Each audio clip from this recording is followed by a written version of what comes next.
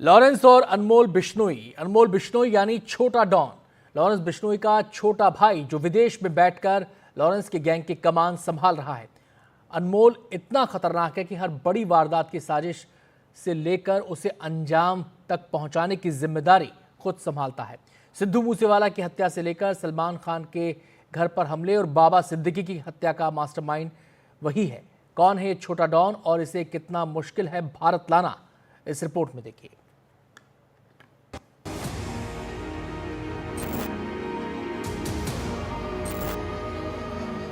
दो भाइयों की जोड़ी इस समय जुर्म की दुनिया में कहर बरपा रही है।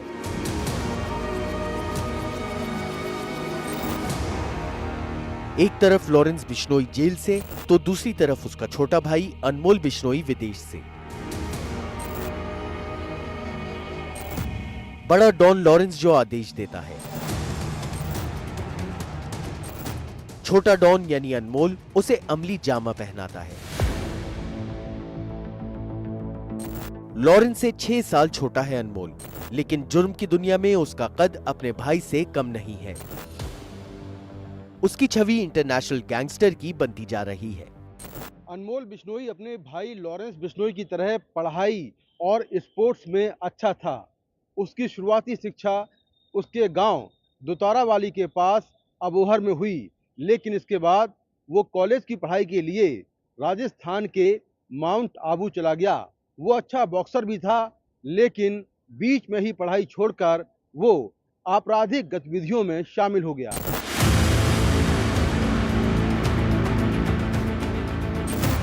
लॉरेंस के 2015 में जेल जाने के बाद अनमोल ने गैंग की कमान संभाल ली। उसने अबोहर में नौजवानों को गिरोह बनाया और लूटपाट करने लगा, रंगदारी मांगने लगा। 2015 में ही अनमोल को पहली बार हथियारों और कैश के साथ फजिल्का पुलिस ने गिरफ्तार किया। अनमोल बिश्नोई काफी लंबे समय तक राजस्थान की जेल में रहा, लेकिन रिहा होने के बाद किसी बड़े मामले में पहली बार उसका नाम 29 मई 2022 को सिद्धू मूसेवाला हत्याकांड में आया। लेकिन वो इतना शातिर था कि इस हत्याकांड के करीब 1 महीने पहले ही अपने मामा के लड़के सचिन बिश्नोई के साथ फर्जी पासपोर्ट पर पहले नेपाल गया, फिर दुबई गया, दुबई से केन्या, अजरबैजान होते हुए डोंकी रूट से अमेरिका पहुंच गया। दोनों ने दिल्ली से फर्जी पासपोर्ट बनवाए थे। दिल्ली पुलिस ने उस पूरे गैंग को भी गिरफ्तार कर लिया जिसने उनके फर्जी पासपोर्ट बनवाए थे। राहुल सरकार यही काम करता है, उसका प्रोफेशन यही है कि मैं पासपोर्ट बनाऊं, आधार कार्ड बनाऊं, वोटर आईडी बनाऊं, सच्चे भी बनाऊं, झूठे भी बनाऊं। झूठे पासपोर्ट के लिए उसको ज़्यादा पैसे मिलते हैं। इसके बाद 2023 में अनमोल अमेरिका में पंजाबी सिंगर करण ओजला की पार्टी में दिखा। उसके बाद से वो कहां है, इसकी कोई ठोस जानकारी नहीं, लेकिन जुर्म की दुनिया में वो लगातार दस्तक दे रहा है।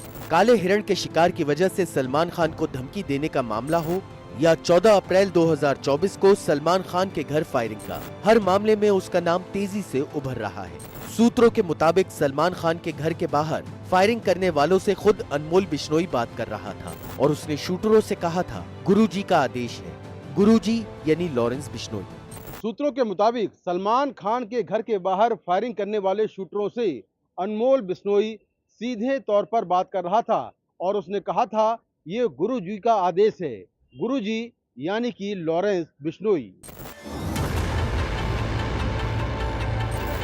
अब तक जिन बड़े मामलों में अनमोल का नाम सामने आया है, उनमें मुक्तसर के मोबाइल डीलर से रंगदारी, सिद्धू मूसेवाला की हत्या, सलमान खान के घर के बाहर फायरिंग, बाबा सिद्दीकी हत्याकांड जैसे मामले खास हैं।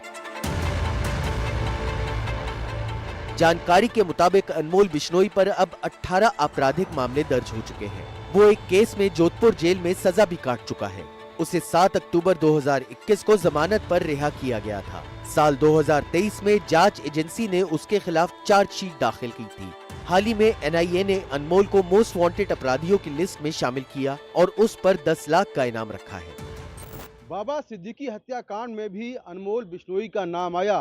जांच में ये बात सामने आई कि अनमोल बिश्नोई शूटरों से स्नैपचैट पर बात कर रहा था। अनमोल के खिलाफ रेड कॉर्नर नोटिस जारी है। मुंबई पुलिस ने सलमान खान के घर के बाहर फायरिंग के मामले में अनमोल बिश्नोई के अमेरिका से प्रत्यर्पण की पहल की है। सूत्रों के मुताबिक अमेरिका ने भारत के साथ साझा की गई जानकारी में कहा है कि अनमोल बिश्नोई अमेरिका में है। उन्होंने इस बारे में भारत को अलर्ट कर दिया है। आपने बात कही अनमोल बिश्नोई की। ये जो मसला है, इन सब चीज़ों पे अभी इन्वेस्टिगेशन चल रहा है, छानबीन चल रही है, और इन सब बातों, ये सब जो बातें हैं ये लीगल डोमेन में आती है, और चूँकि लीगल डोमेन में आती हैं, जो स्टैब्लिश्ड प्रोसीजर्स है उसके तहत इस मसले पे कार्रवाई होगी। वैसे जानकारों के मुताबिक कानूनी तौर पर उसका प्रत्यर्पण इतना आसान नहीं है। अनमोल अपने भाई के साथ अपराधों का एक संगठित गिरोह कॉर्पोरेट कंपनी की तरह चला रहा है। जेलों से लेकर 7 राज्यों में उसके गुर्गे फैले हैं। उसे पकड़ना इतना आसान नहीं है, क्योंकि वो लगातार लोकेशन बदलता रहता है। कभी उसके केन्या, कभी कनाडा, कभी अमेरिका, तो कभी पुर्तगाल में होने की जानकारी मिलती रही है। नई दिल्ली से मुकेश सिंह सेंगर की रिपोर्ट, एनडीटीवी इंडिया।